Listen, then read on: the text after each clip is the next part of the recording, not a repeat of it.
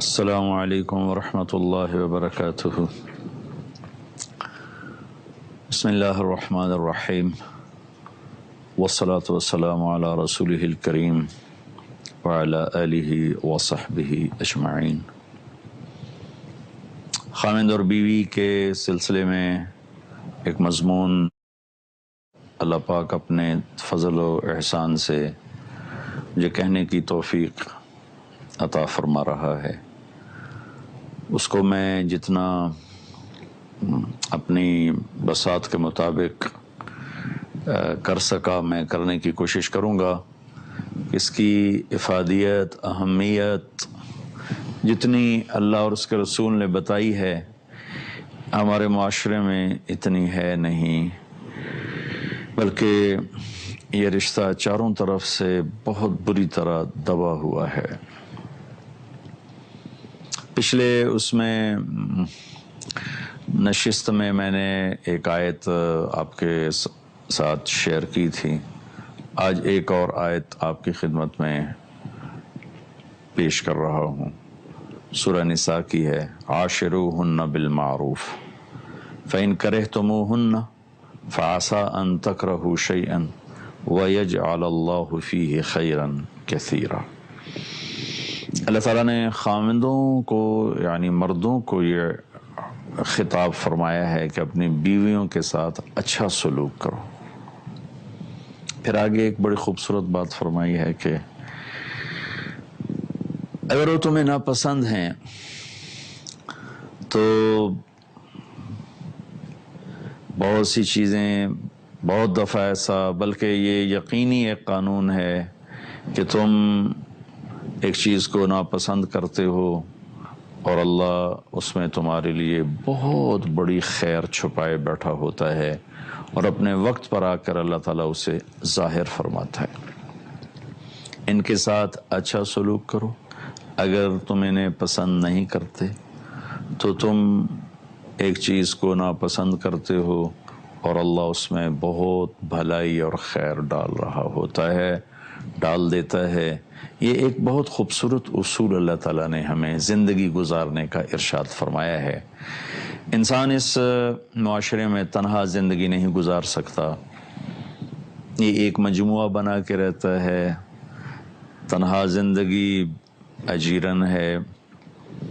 میں اللہ کا شکر ادا کرتا ہوں، آپ بھی شکر ادا کریں، اللہ نے ہمیں خاندانی نظام دیا ہے، ہمارا ایک فیملی سسٹم ہے، ہم اکٹھے رہتے ہیں، بچے، ماں باپ، دادا دادی، نانا نانی اکٹھے رہتے ہیں۔ جن ملکوں میں میں پھر کر آیا ہوں وہاں زندگی تنہا ہے۔ سوئٹزرلینڈ میں خودکشی قانوناً جائز ہے۔ کوئی آدمی جا کر کہے میں مرنا چاہتا ہوں تو ڈاکٹر وہ لکھ کے دے ڈاکٹر اسے زہر کا ٹیکہ لگا دے گا، وہ مر جائے گا۔ اور جتنے ملک میں نے دیکھے ہیں ان میں حسین ترین ملک ہے سوئٹزرلینڈ۔ اور میرے ایک دوست وہاں ڈاکٹر رہتے ہیں، وہ بتلا رہے تھے کہ اکثریت ڈپریشن کی مریض ہے اور خودکشی کا ریٹ بہت زیادہ ہے، یہاں تک بڑھا کہ اس کو قانونی حیثیت مل گئی کہ اگر کوئی خودکشی کرنا چاہے تو حکومت کے قانون میں اس کی گنجائش موجود ہے۔ تو میں نے اس ڈاکٹر سے پوچھا کہ اس کی وجہ کیا ہے، تو ان کا بہت سی وجوہات ہیں، لیکن ایک بہت بڑی وجہ تنہا زندگی ہے کہ مرد بھی تنہا ہے، عورت بھی تنہا ہے، نہ ماں کی گود ہے، نہ باپ کا سایہ ہے، نہ بیوی کی محبت ہے، نہ خاوند کی وفا ہے، نہ اولاد کا سہارا ہے۔ ہر انسان، ہر مرد عورت وہاں تنہا ہے، اکیلا ہے۔ اس چیز نے ان کے ڈپریشن کو بڑھا دیا، خودکشی کے ریٹ کو بڑھا دیا، نشوں میں ڈوب گئے، ڈرگز میں ڈوب گئے، کہ ایک بہت بڑے جو انسانی تقاضا ہے مل کر رہنا، یہ انہیں میسر نہیں ہے، جس کی وجہ سے ان کی زندگی انتہائی قابل رحم ہے۔ اور خاص طور پر جب بڑھاپا آتا ہے اور ان کی زندگیاں لمبی بھی ہیں تو وہ انتہائی کربناک اور دردناک زندگی کا دور شروع ہوتا ہے جب ان پہ بڑھاپا آتا ہے۔ تو اللہ تعالیٰ نے ہمیں ایک خاندانی نظام دیا ہوا ہے، ہم اکٹھے رہتے ہیں۔ تو اکٹھے رہنے میں ایک لازمی چیز ہے کہ کوئی 100% دوسرے کے مزاج کے مطابق نہیں ہوتا. وہاں خاندانی نظام کیوں ٹوٹا؟ ایک تو وحی کی روشنی نہیں، سچا دین کوئی نہیں، اس کی تعلیمات کوئی نہیں. ایک جو کرنا ہے اپنی مرضی کا کرنا ہے، کسی کو اپنی مرضی میں رکاوٹ نہیں بننے دینا. تو سب الگ الگ ہو گئے، تنہا ہو گئے. ہمیں اللہ تعالیٰ نے اپنے فضل سے ایک ماحول دیا ہے، اس ماحول کے مطابق ایک حکم دیا ہے کہ یہ صرف خاوند بیوی کے ساتھ نہیں ہے، یہ پورے خاندان کا، اس میں پورے ایک معاشرے کے لیے ایک پیغام ہے. اللہ تعالیٰ جو کہتا ہے اس میں سب کے لیے پیغام ہوتا ہے عام طور پر. تو جب ہم نے اکٹھے رہنا ہے تو 100% ہم ایک دوسرے کے مزاج کے مطابق نہیں ہو سکتے. تو اب کیا کیا جائے کہ ایک دوسرے کی کمیوں کو برداشت کیا جائے. یہ ہے اس میں معاشرے کو خوبصورت بنانے کا راز، خاوند اور بیوی کے تعلق کو خوبصورت بنانے کا راز، کہ ایک دوسرے کی کمیوں کو برداشت کیا جائے. یہاں خطاب مردوں کا ہے، عورتوں کو نہیں، کہ مرد وہ گھر کا ذمہ دار ہوتا ہے، سربراہ ہوتا ہے، اس کے مزاج پر سارا گھر چلتا ہے، عورت تابع ہوتی ہے، محکوم ہوتی ہے. یہ قانون ہے اس کے لیے بھی، لیکن مردوں کو خطاب اس لیے کہ مرد سربراہ ہے. وہ دوسرا، وہ کسی کی بیٹی کو اپنے گھر لے کر آیا ہے تو کوئی بہو بنا کے لا رہا ہے، کوئی بیوی بنا کے لا رہا ہے. خاوند کے لیے وہ بیوی بن کے آ رہی، ساس سسر کے لیے بہو بن کے آ رہی ہے.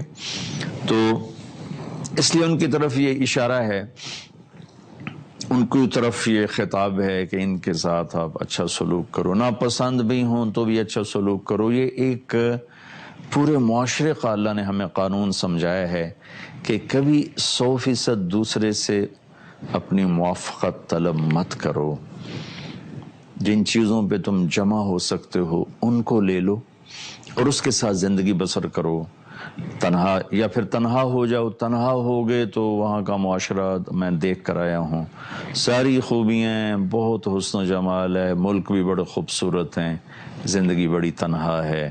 ملک خوبصورت ہیں، دل ویران ہیں، صحرا سے بھی زیادہ لق و دق ہیں اور بنجر ہیں، چونکہ جو میرے رب نے طریقہ زندگی بتلایا اس سے وہ نا آشنا ہیں. تو ایک دوسرے کی کمیوں کو برداشت کیا جائے اور اس برداشت کے اصول پر زندگی خوبصورت بن سکتی ہے. اور ہمارا یہ ماحول ہے یا عادت ہے کہ جب ہم کسی میں کوئی ایک کمی دیکھتے ہیں تو اس کی ساری خوبیوں کو نظر انداز کر دیتے ہیں. خاوند اپنی بیوی میں 100 نمبر ڈھونڈنا چاہتا ہے، 100 نمبر کبھی نہیں ملیں گے. عورت اپنے خاوند میں 100 نمبر ڈھونڈنا چاہتی، 100 کبھی نہیں ملیں گے. حکومت پاکستان بھی اپنے لوگوں کے لیے اتنی رحم دل ہے کہ صرف 33 نمبر پر پاس کر دیتے ہیں اور 67 نمبر ضائع کرنے والے کو گلہ کوئی نہیں، فیل ہونے کا، ناکام ہونے کا. یہی ایک دستور ہے. اللہ تعالیٰ نے بھی 100 نمبر نہیں مانگے. فمن ثقلت موازینہ، جس کی نیکیاں بڑھ گئیں. گناہ 100 ہیں، نیکیاں 101 ہیں، چلو بھائی معاف کرو. جس کی نیکیاں اس کے گناہوں پر بڑھ گئیں، اللہ نے بھی یہ مطالبہ نہیں رکھا کہ تیرے ترازو کا جو الٹے ہاتھ کا پلڑا ہے اس میں کوئی گناہ نہیں ہونا چاہیے. کہ نہیں، ہم تولیں گے، تولا جائے گا. تو اگر وَمَنْ خَفَّتْ مَوَازِينُهُ فَأُولَئِكَ الَّذِينَ خَسِرُوا أَنفُسَهُمْ فِي جَهَنَّمَ خَالِدُونَ، جن کے نیکیوں کا پلڑا ہلکا نکلا اور برائیوں کا زیادہ ناکام ہو گیا. فَمَنْ ثَقُلَتْ مَوَازِينُهُ فَأُولَئِكَ هُمُ الْمُفْلِحُونَ، جن کے نیکیاں بڑھ گئیں، گناہ کم ہو گئے تو وہ کامیاب ہو گئے. تو ہمارا عجیب بن گیا ہے دستور کہ ہم ایک دوسرے کی کمیاں دیکھ کر اس کی ساری خوبیوں پر پانی پھیر دیتے ہیں. ایک عورت میں 10 خوبیاں ہیں، 20 کمیاں ہیں، یا 20 خوبیاں ہیں، 10 کمیاں ہیں. ایسی خاوند ہے، ایسی بیٹا ہے، بیٹی ہے، بھائی ہے، بہن ہے، تو ہمارا معاشرہ یہ کہ جو اس میں کمی ہے اس کو پکڑ پکڑ پکڑ پکڑ اس کی باقی خوبیوں کو بھی ہم سنب کر دیتے ہیں اور ان کو پنپنے کا موقع ہی نہیں دیتے. یہ کرتی ہے، یہ کرتی ہے، یہ کرتا ہے، یہ کرتا ہے. حالانکہ حکیمانہ طرز یہ ہے کہ ہم خوبیوں کو لے لیں، کمیوں پہ گزارا کر لیں. خاوند اپنی بیوی کی خوبیاں دیکھ لے اور کمیوں پہ صبر کر لے، بیوی اپنے خاوند کی خوبیاں دیکھ لے اور کمیوں پہ صبر کر لے. جان بین کو میں ایک بات ضرور کہتا ہوں، بلکہ پورے خاندان کو کہتا ہوں، ساری کمیاں برداشت ہو جاتی ہیں لیکن زبان کی تیزی پر آ کر بڑے بڑوں کے ٹیمپر لوز ہو جاتے ہیں، دل پھٹ جاتے ہیں. میں یہ ضرور کہوں گا، ہزاروں عیب ہوں کو دور کرنے کی کوشش کریں، اور آدمی مرتے دم تک عیب ہی عیب ہے. پاک معصوم تو انبیاء ہیں، باقی تو ہم سب خطاوار ہیں، قصوروار ہیں. لیکن ایک خطا جس سے میں نے گھروں کو ٹوٹتے دیکھا، میاں بیوی کو بکھرتے دیکھا، اولاد کو پریشان حال دیکھا، خاندان بکھر گیا، وہ یہ زبان کی تیزی ہے. میرے نبی نے فرمایا تھا، معاذ تمہیں سارے دین کا خلاصہ بتاؤں؟ ان کا جی ضرور. تو آپ نے اس طرح کیا، زبان باہر نکالی، یوں پکڑا، تو فرمایا کف ھذا، اور اس زبان پہ قابو رکھنا. تو معاذ کہنے لگے، یا رسول اللہ کیا زبان کا بول بھی پوچھا جائے گا، مواخذہ ہوگا؟ میں کہا تیرا بھلا ہو جائے. سب سے زیادہ جہنم میں دھکا دینے والی زبان ہے، سب سے زیادہ.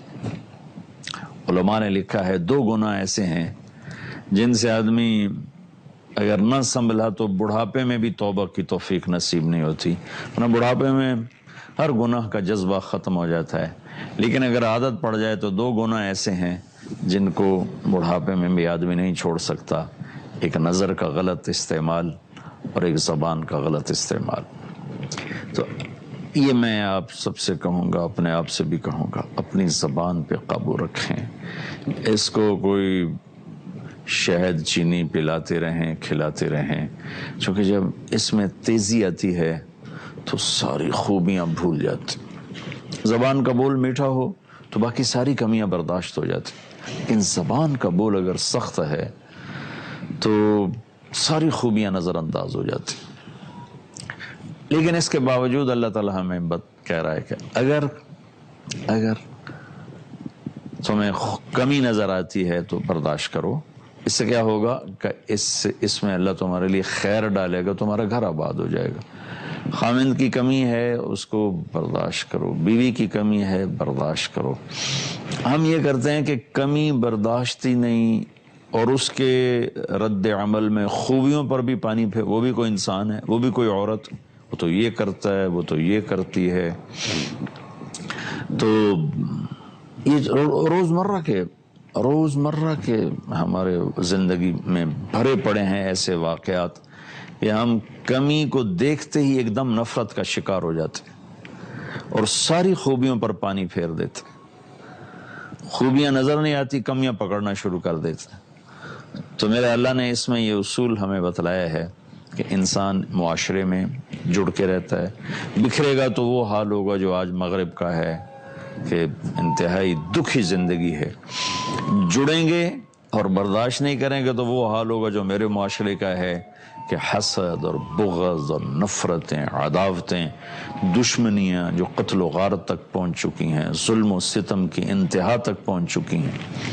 اس معاشرے میں یہ کوئی نہیں، جو کہ وہاں وہ جڑتے ہی نہیں تو حسد کیا کرنا، غیبت کیا کرنی، لڑائیاں کیا کرنی.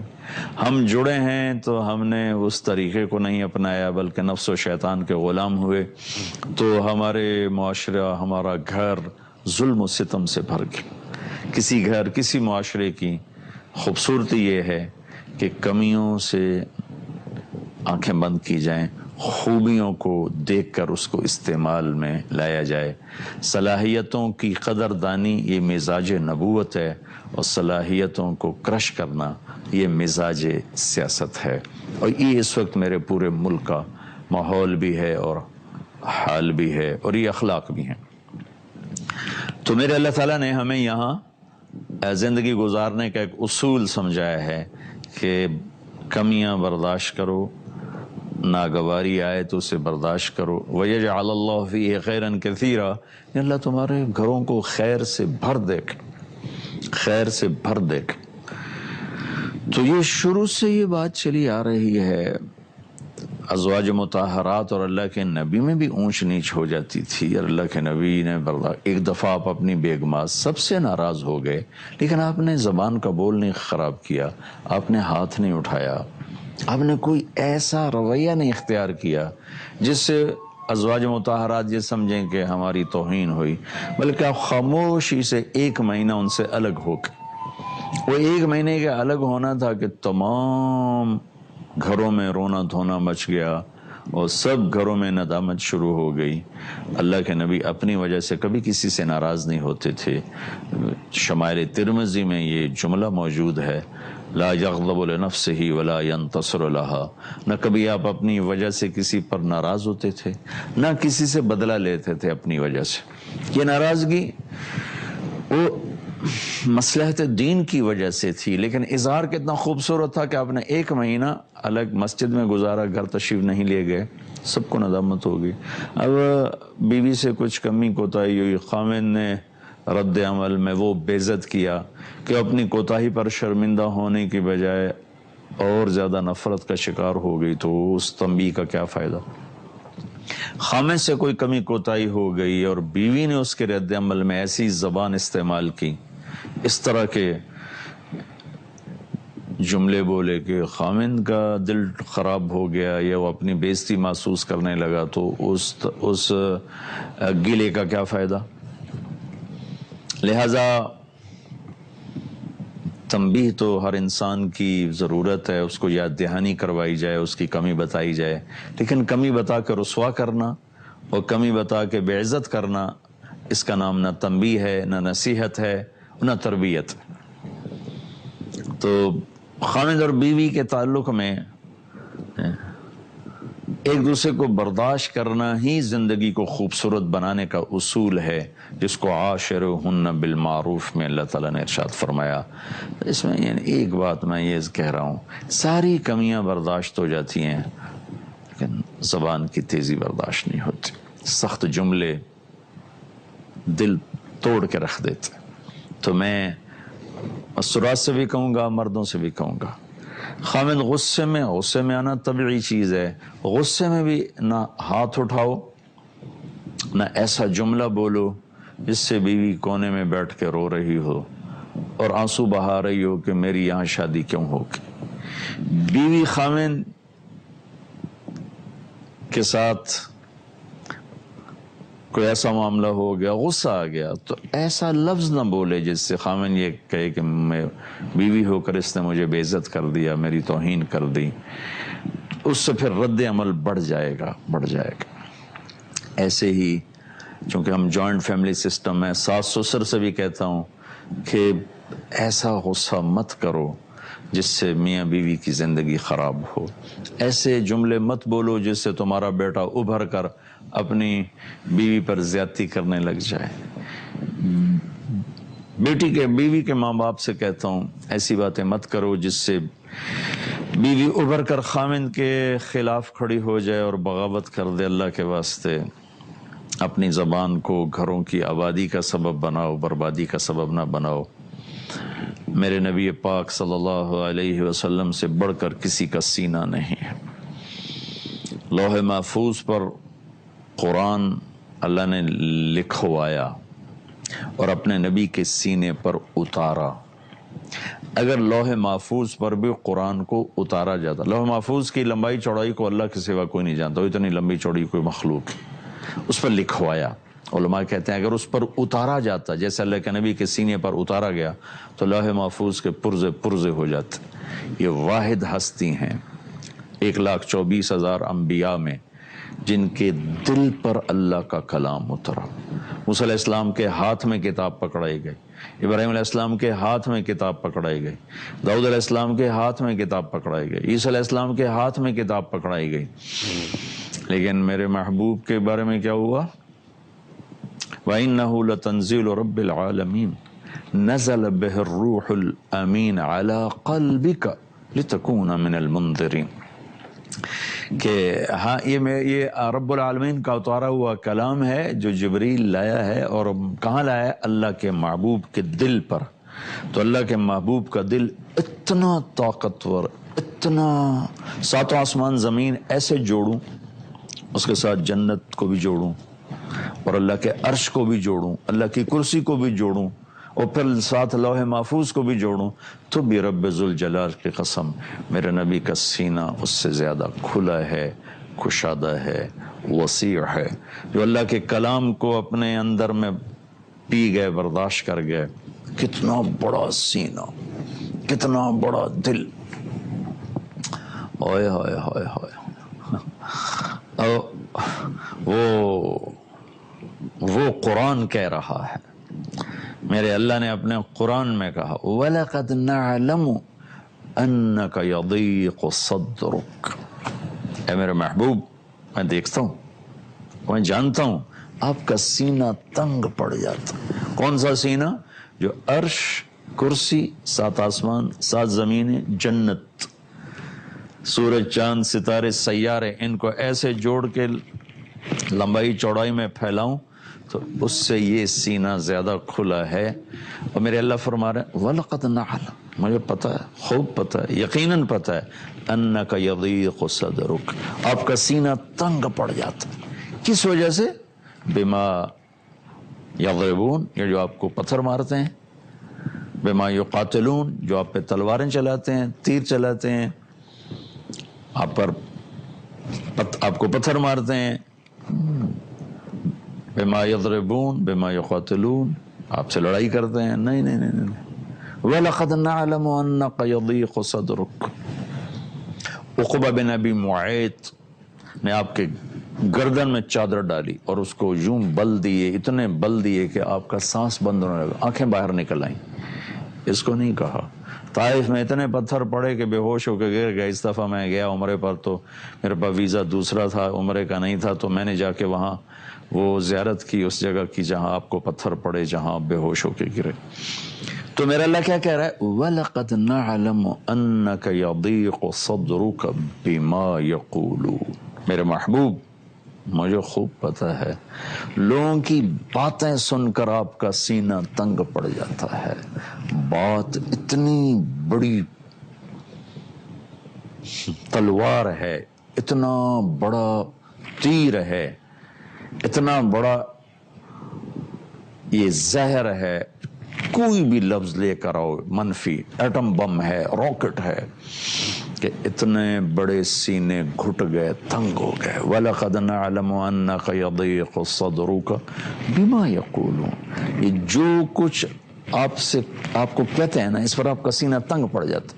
اتنے بڑی ہستی کو جو کہہ رہے ہیں أَإِنَّا لَتَارِكُو آلِهَتِنَا لِشَاعِرٍ مَجْنُونَ، یہ تو شاعر ہے، دیوانہ ہے، ہم اس کی بات مانیں تو کیا گزری ہوگی آپ کے دل پر؟ تو بات ایسی چیز ہے جو نبی اور نبیوں کے بھی سرداروں کے سردار، ان کا سینہ تنگ پڑ گیا۔ تو میں اور آپ تو عام انسان ہیں، اگر ہم ایسی باتیں کریں گے جس سے دل بجھ جائیں، بوجھل ہو جائیں، ہاتھ جوڑتا ہوں، اونچ نیچ ہو جاتی ہے، ہوتی رہے گی، موت تک رہے گی۔ کبھی ایسا جملہ نہ بولو جس سے اگلے کا دل کٹ کے رہ جائے اور اگلا ذلیل ہو کے رہ جائے، پارا پارا ہو کے رہ جائے۔ پھر اللہ نے اس کا علاج بتایا کہ جب آپ کے ساتھ یہ معاملہ ہو، لوگوں کی گالیاں، لوگوں کے الزام، لوگوں کے بہتان، اس پر جب آپ کا سینہ تنگ پڑے تو اب آپ نے کرنا کیا ہے؟ فَسَبِّحْ بِحَمْدِ رَبِّكَ وَكُن مِّنَ السَّاجِدِينَ۔ یہ آپ کی امت کو بھی پیغام ہے، آپ کو بھی پیغام ہے کہ آپ نے ان کی غلط باتوں کا جواب نہیں دینا۔ کیا کرنا؟ فَسَبِّحْ بِحَمْدِ رَبِّكَ، اپنے رب کو یاد کریں، اس کی تسبیح پڑھیں، وَكُن مِّنَ السَّاجِدِينَ، اپنے سجدے بڑھائیں، سجدوں میں سر رکھیں، وَعْبُدْ رَبَّكَ، مجھے یاد کریں، میری بندگی میں لگے، حَتَّى يَأْتِيَكَ الْيَقِينُ، یہاں تک کہ میرا بلاوا آپ کے پاس آ جائے اور آپ اپنے رب کی رحمتوں میں آ جائیں۔ یہ میرے اللہ نے لوگوں کی منفی باتیں روک تو میں سکتا نہیں، نہ یہ رکیں گی، یہ تو چلیں گی۔ میرے ذمے یا آپ کے ذمے، ہم سب کے ذمے کوشش ہے۔ اب اپنی ذات سے کوشش کیا کہ میں چھوڑ دوں یہ باتیں، میں یہ چھوڑ دوں۔ کبھی ہو جائے، ہوگی، ہو جاتی، انسان ہے، فوراً معافی، اللہ سے بھی معافی مانگو، جس کے ساتھ ایسا معاملہ ہو گیا اس سے بھی معافی مانگو، معاملہ ٹھیک ہو جائے گا۔ تو علاج یہ ہے کہ اس طرح کا معاملہ ہو تو اللہ کی طرف رجوع کرو، تسبیح پڑھو، ذکر کرو، نماز پڑھو، اللہ کو یاد کرو، اور اگر کبھی نہیں برداشت ہو گیا ہے تو پھر معافی مانگ لو۔ بیوی سے معافی مانگنا تمہاری عزت، بیوی کا خامن سے معافی مانگنا تمہاری عزت کو بڑھائے گا، گھٹائے گا نہیں۔ لوگ کہتے ہیں ہم بیویوں سے معافی مانگیں، نہیں مانگیں گے، یہ جہالت ہے، تکبر ہے، اس سے بچو۔ اور بیوی کہے میں کیوں معافی مانگوں، میں کوئی چھوٹے باپ کی ہوں، یہ جہالت ہے، تکبر ہے۔ اونچ نیچ کا ہونا لازمی چیز ہے، ایک قدرتی چیز ہے، لیکن اللہ کے واسطے اس کو مٹانے کے لیے معافی مانگنا، جھک جانا۔ اور ساری کمیاں برداشت ہوتی ہیں، یہ کمی برداشت کرتے ہوئے پسینہ آ جاتا ہے، بڑوں کے صبر کے بند ٹوٹ جاتے ہیں۔ اللہ کے واسطے اپنی زبانوں کو نرم بنانے کی کوشش کرو، شدت اپنے گھر سے نکال دو۔ ابھی میں نے صرف خامن بیوی کو مضمون چونکہ چل رہا ہے تو اس لیے ان دونوں کی آپس میں ابھی میں بات اسی کو حاوی کرنے کی کوشش کر رہا ہوں، آگے بچوں کے ساتھ کیسے چلنا ہے، ماں باپ کے ساتھ کیسے چلنا ہے۔ اللہ نے زندگی دی، توفیق دی تو وہ چیز بھی آتی رہے گی۔ فی الحال اسی پر میں فوکس کر رہا ہوں کہ یہ رشتہ جتنا اہم ہے اتنا ہی یہ مظلوم ہے، اس پر اوروں کا بھی ظلم ہے اور خود خامن بیوی کا بھی آپس کے ایک دوسرے پر ظلم ہے۔ وہ اس رشتے کی نزاکت کو، اہمیت کو نہیں سمجھے، یا کسی نے سمجھایا بھی کوئی نہیں۔ بچے بڑے ہوتے ہیں، شادی ہو جاتی، بچی جا رہی ہے، خامن کا کیا مقام ہے، ماں باپ نہیں سمجھاتے، اور بچی لا رہے ہیں تو بیوی کے کیا حقوق ہیں، ماں باپ نہیں سمجھاتے۔ وہ تو پہلے سے کہتے ہیں سے بڈھے ہو گئے ہیں، ساڑی روٹی پکاون واسطے تیری شادی کرنے ہیں، دھیاں دسی پر نہ چھڑیاں ہوں ساڑی روٹی کون پکا، وہ تو شادی اس لیے کرتے ہیں کہ ساڑی روٹی پکاون واسطے آوے۔ اور اللہ نے تو عورت کے ذمہ خامند کی روٹی پکانا بھی نہیں لکھا ہے، عورت کے ذمہ ہے کہ آئیے انشاءاللہ اگلی مجالس میں اللہ نے توفیق دی تو آ جائے گا۔ لیکن ہمارا پورا معاشرہ بہت زیادہ اس معاملے میں ناآشنا ہے، جانا ہی نہیں۔ اس کو برائے مہربانی سیکھو۔